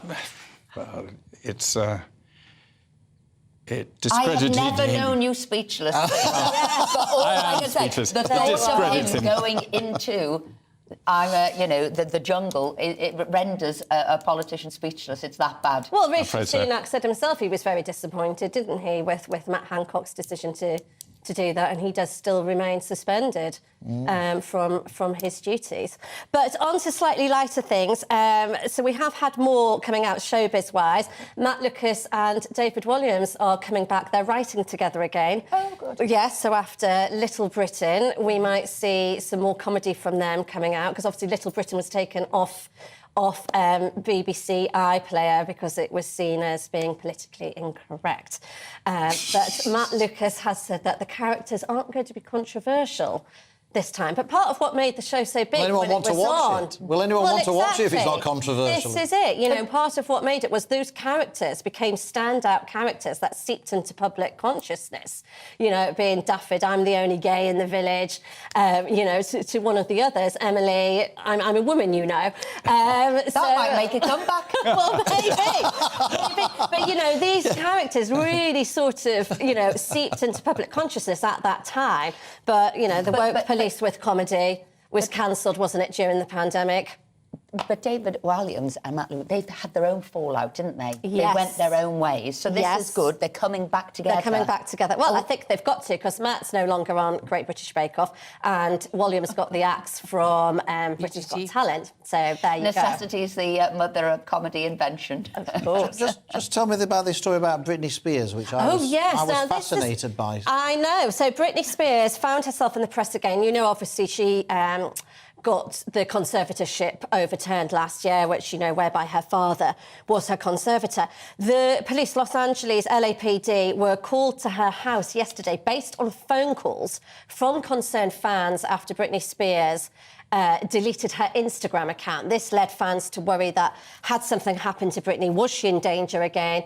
Was she in trouble again? You know, she has this sort of Britney squad, as they call it, of loyal fans who just worry about her whereabouts and her welfare. And the LAPD turned up and said, is everything OK? And she said, look, there's obviously been prank calls. They didn't come into the house, but it forced her to release a statement on Twitter saying, please, to the fans, you know, I feel like I'm being gaslit. I feel like I'm being bullied again. You know, I appreciate your concern and welfare, but actually I'm fine, and can you not do this, and can you just give me some privacy and back off? So that's Britney Spears. So hold on a minute. So in America, if somebody rings the police and says somebody's gone off Instagram, the police actually go around and make a visit. I mean, the police in this country, if you get burgled, you don't go to the police. I know that from the police themselves. They told me that a few years ago when I had an incident and they had to come to my apartment, and they said to me, with police in the Metropolitan, and I was shocked at the time, they said, oh, we soon won't be making these calls because it would involve me having to be physically hurt in order for the police to actually come and investigate a crime. You should have said you'd been taken off Instagram. You'd have had the police round in no time. Well, I think they're a bit different here than over the LAPD. I think money talks in America. Well, you've certainly put a smile on our face. I bet you lots of people will be asking us to go off Instagram, but no, we're staying on. There you go. We're staying on. So that's all we've got time for today. A massive thank you to Claire Muldoon and Lord Peter Lilly, who've been with us all morning. And thank you too to Sarah Robertson as well. Don't forget to join us tomorrow. We'll be back at 10 o'clock. But up next, it is the wonderful Andrew Pearce. But before that, it's the weather.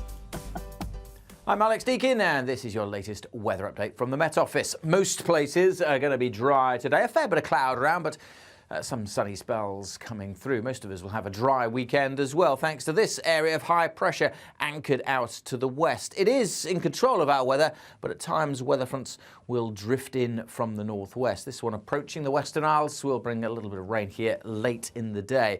We do have the odd light shower elsewhere, but they're fading out and most places will be dry. As I said, quite cloudy, but we've got some breaks in the cloud. North Wales, northern England, and down the eastern side we'll see a bit more sunny spells developing through the afternoon. Temperatures are around about average for the time of year, 7 or 8 degrees Celsius. We will see this zone of rain working into the Western Isles and then across the Highlands through this evening. That will continue to track slowly southwards. Most places, though, having a dry evening. Notice the blue hue on the map here. A frost will form across parts of South Wales and southern England. Depends on the cloud and the fog, however, because there will also be a few thick fog patches, but easily some towns and cities dipping below freezing. Could be well below in some rural spots. Not as cold further north because we'll have more cloud, although still some frost likely as the cloud breaks late in the night in northern Scotland. A cloudy, dry day for many then on Saturday. Again, some sunny spells. A little bit of light rain over northern England at times. We may see a bit more rain for north coast of Wales and northwest England during the afternoon. The odd shower in the far north. Temperatures perhaps a touch lower than today's. 6s and 7s generally speaking. That thicker cloud and zone of light rain will continue to affect parts of northern England, North Wales for a time on Saturday evening. The odd shower in the far north of Scotland, but again, most places dry as we head into Sunday. And many will stay dry on Sunday as well. There will be some rain in the far northwest later, and it will get very windy on Sunday across northern Scotland. For most of us, turning just a touch milder. Goodbye.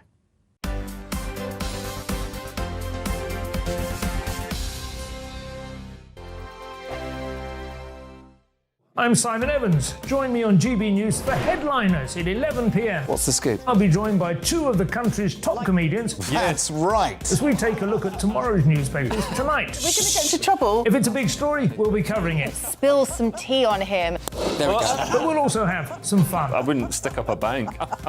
My father didn't love me. So anyway, Headliners every night from 11 on GB News, the People's Channel, Britain's news channel. Join me, Patrick Christie's, Monday to Friday, 3 till 6. We tackle the day's news agenda like you've never seen before. It's high tempo.